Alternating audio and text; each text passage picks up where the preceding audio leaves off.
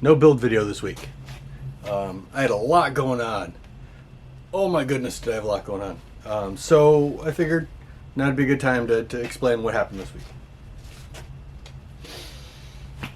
I just came back from Joliet Star Wars Day.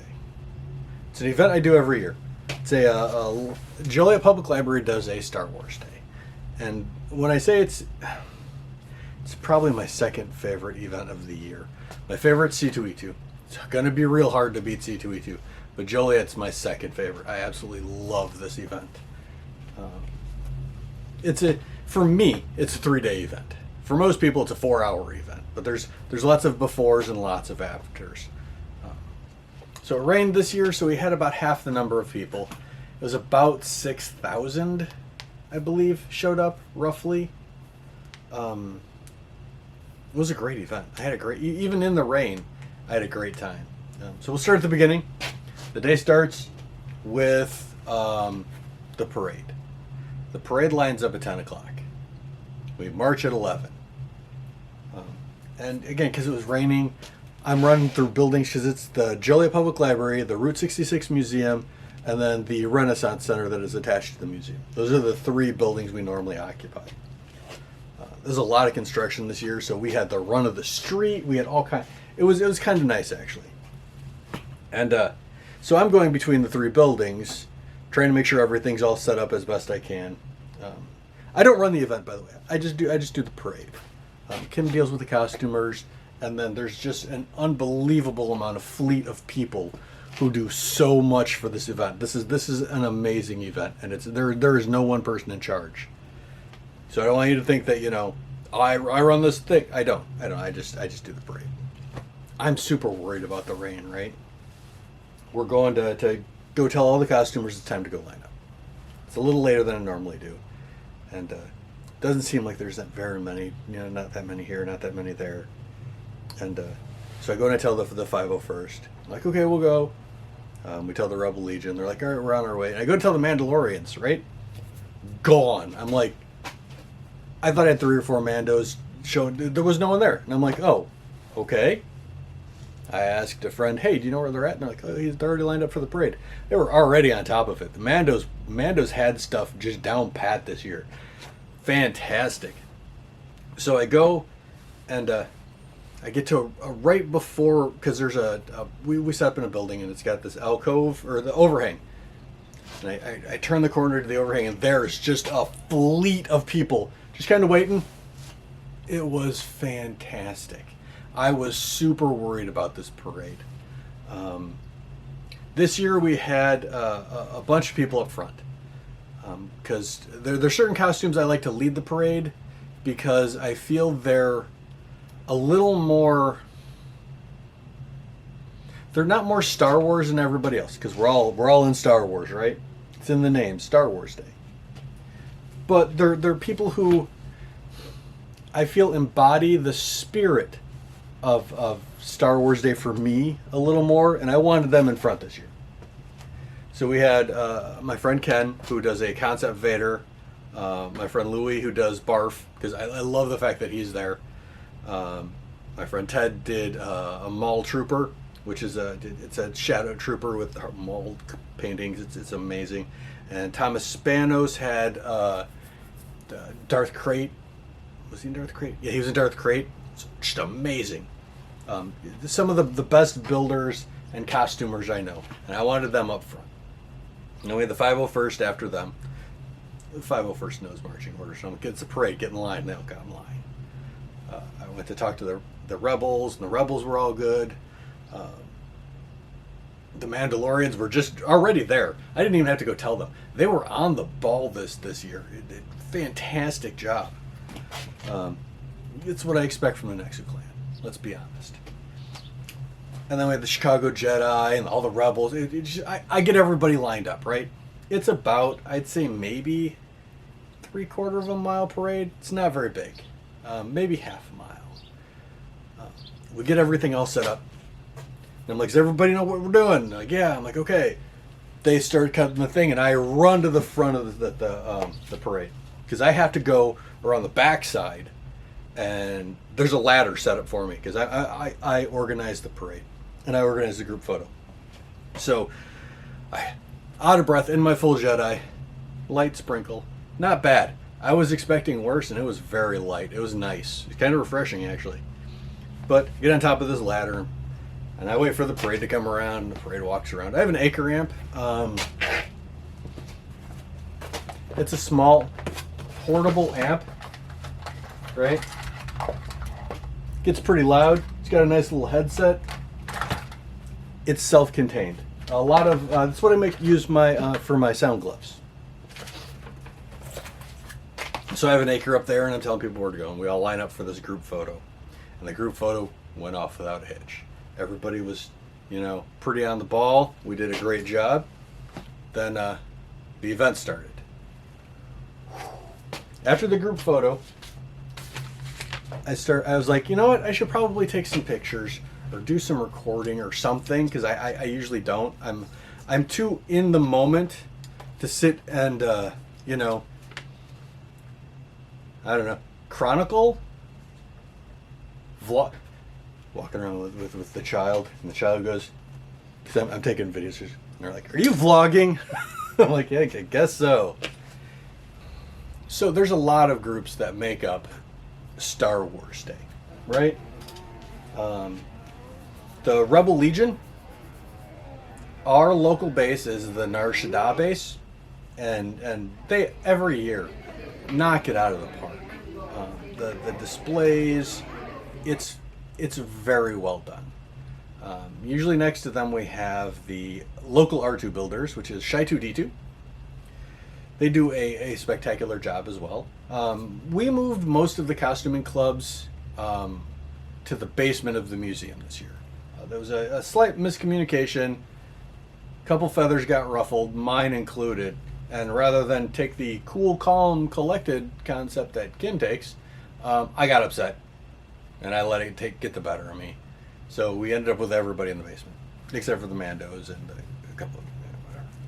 But we also had Chicago Jedi there. They were fantastic. Showed up in numbers. Very glad they were invited. And of course we had the 501st. The 501st, our local garrison, is the Midwest Garrison. Rex is our CO. He stopped by for a little bit, talked to everybody. Greg set up the booth, did a fantastic job as usual. With the limited supplies we had, it looked as good as expected. I think next year we may go back to the costume fair idea. I'm not quite sure yet, because I really loved how that looked, and it's easy to set up and tear down. The thing about Joliet is we get in the buildings at about 8 a.m. The event starts at 11. It's done at, now 4. And we're out by 5. It's the same day build and tear down. So it's a rigid schedule for the vendors. Most vendors get to set up the day before, but they still have to be out that day. So it's rough. A lot of them sell out pretty quickly, which is nice, so they don't have to worry about carting stuff back. But we had just an unbelievable amount of spectacular vendors this year. But speaking of the Mandalorians, it had a great setup this year. We got them into the causeway between the museum and the Renaissance Center, and they had their setup, and it looked fantastic. And then across from them was the Dark Empire, and they had their area all set up. I should be better with this. For the life of me, I can't remember the temple's name for the Dark Empire for our area, and I can't be bothered to look it up. But then we had my buddy Perkio doing Sabak, and he was just, man, that guy knows what he's doing. He had banners. The table looks just spectacular. I'm very glad we asked him to do Sabak. We will probably ask him to do it again. And then we had vendors. And oh my goodness, just the amount of amazing Star Wars stuff there. I'm a nerd at heart. And luckily, Kim and I made an agreement that we are 1-to-1 only. If I want a speeder bike, it's going to be a full-sized right? That saves us from lots of trinkets everywhere. We already have trinkets everywhere, so we try to keep it 1-to-1. And of course, the event is nothing without all of our costumers. And we have, in my opinion, of course, some of the best costumers in the world are in the Midwest Garrison. Luckily, this event isn't just the Midwest Garrison. We had 5 states. I believe rumor had it. We had someone from Alaska this year. A bunch of people from Florida, Ohio, all of the neighboring states, of course. But this event can't happen without those people. They are the blood of this event. Without the costumers, there is no Joliet Star Wars Day. Because people aren't going to show up for that. People show up to see the costumes, they take pictures, we all have a great time. Another thing that we do have going for us, though, is we have some fantastic artists. I'm not going to list off all the artists. I do not have that kind of memory or capacity at the moment. I'm still a little beat up, as today is today, by the way. And I did not sleep very well last night. I was working on projects all the way up until the very last, until I was like, go to bed. And of course, I never sleep well when that happens. But we did have a couple of authors as well. John Jackson Miller was there.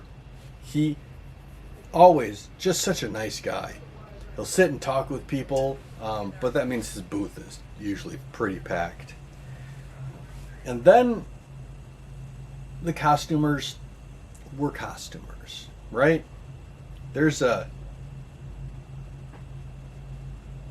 Everybody thinks we're very serious when we do this stuff, right? And then we need people like the Tabana Gas Mine Union to come in and check us all on our little high horses, right? Sometimes people take things too seriously. Nothing humbles a group better than a running of the hoods. So, for those who don't know, Woodrow Hood is a character from Empire Strikes Back. He's on screen for half a second. He's in an orange jumpsuit, he's got a mustache, and he's carrying an ice cream maker, which I don't have around. So if you're familiar with The Mandalorian, the Cantono, the safe he has that opens up, it looks a lot like that. That's where that design came from. But he runs on screen for like 3 seconds carrying an ice cream maker, looks around, and then runs off, right?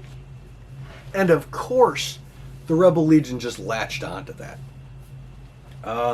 So most big events, we have a running of the hoods. There's a bunch of people who run in that costume, save the ice cream, save the Empire, or save the rebellion. I mean, and it's.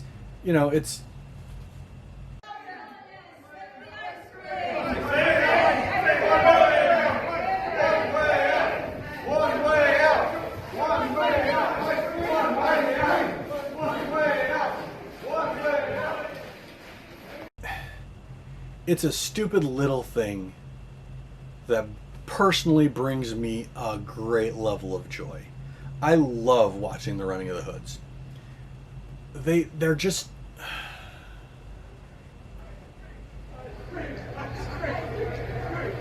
It's fun. Sometimes we forget that we need to have fun. It's all well and good to do all of this stuff that I do. Make costumes and put them in a bin and set them on a shelf. If you don't have somewhere to wear them, there's no point in doing it. Albin Johnson, the founder of the 501st, he once said, if you see it, I'm paraphrasing, by the way, that if you see a stormtrooper, you're like, nerd. If you see 2 stormtroopers, you're like, huh. If you see 3 stormtroopers, suddenly you're like, I need to have my picture with that stormtrooper. And it's the same is true with all of this, right? You see a Ghostbuster, you're like, whatever. The more of us that are doing this hobby, the better it is for everyone, which is why this channel exists. I want everyone to be able to grab an ice cream maker and run with the hoods. There's a new sect. They're the prisoners from Andor. That's what the weird things, the 3 that are at the end of the running the hoods. Since they run in theirs and the hoods run, it's kind of it's been mashed together. which I like. I love seeing groups expand. For a while there, we would have a boom mic guy run with them too. You know, if one's around. That usually happens at Celebration. But it's the simple little things that always entertain me the most. So after the running of the hoods, since we had everybody there, someone went, "You know, I really should join the detachment." And everybody stopped and went, "You're not part of them. You're not a member yet. Well, go against that wall. Let's take some submission photos." And we just sit there and take submission photos. Every event, there's at least one set of submission photos taken that are sent in their own region. This year, we had the guy who does all the approvals for these costumes just there. He just happened to be there. So, you know, so yeah, this, here you go. Yeah, no, it's a fun little thing, and it's what makes Star Wars events entertaining for some people, and I really enjoy it. But it was a very long event, and because of that, when I got home, I'm all like, you know, ready to roll with Star Wars. Well, the event ends. We have a pizza party afterwards. A bunch of us hang out and we do stuff together, right? We all commiserate. It might not be the right word, but it's the one I'm going to use. We have a great time together. We this year we were at a different hotel, and that hotel happened to have a hot tub. So I got to soak my feet for a little bit. After being on my feet all day in a Jedi, I love my Jedi. I need to get little insoles for his boots because they're not necessarily the most comfortable in the world.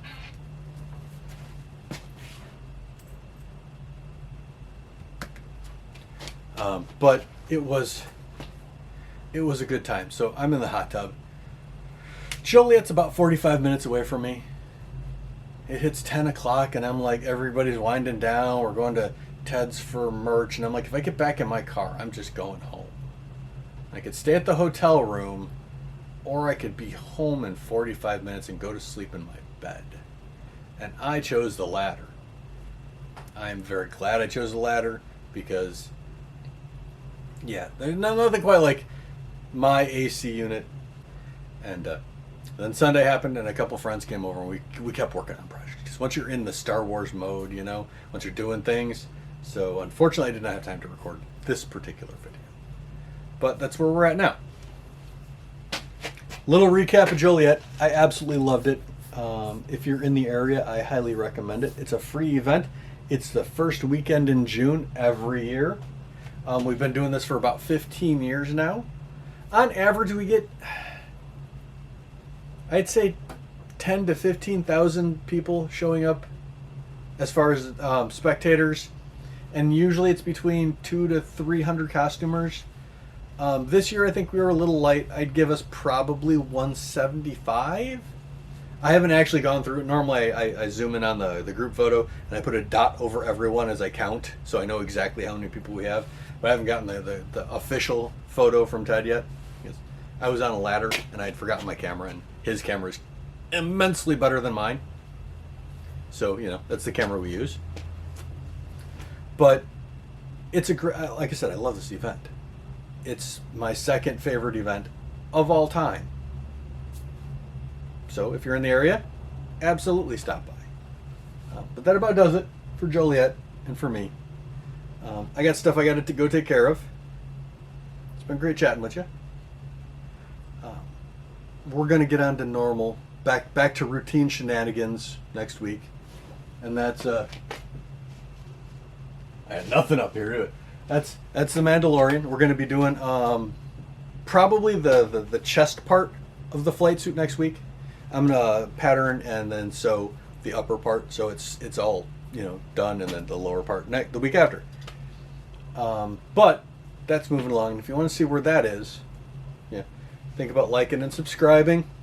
Share the video. That helps way more than most anything else. Comments are nice. Shares are better. Actual shares are worth their weight in gold. But if you can't do that, or you don't want to do that, if you click the share button and then copy link, right?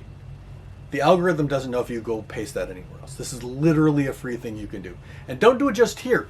Any channel you enjoy, give it a thumbs, click share link, or click share and then copy link. YouTube, with the introduction of shorts, makes it a little harder for longer form content viewers to get where we want to be. It has gone from a decent climb to a slow climb. It's a crawl at this point. YouTube periodically changes. This happens all the time. I'm sure they will figure something out and then it'll go back to normal. But right now, it's a real slow climb. So anything you can do can help. So on your favorite channels, make sure you make some kind of noise, make a comment, even if it's an Oya. Copy a link, share it. Yeah, I guess that about does it. So on to Mandalorian next week, and I hope to see you there.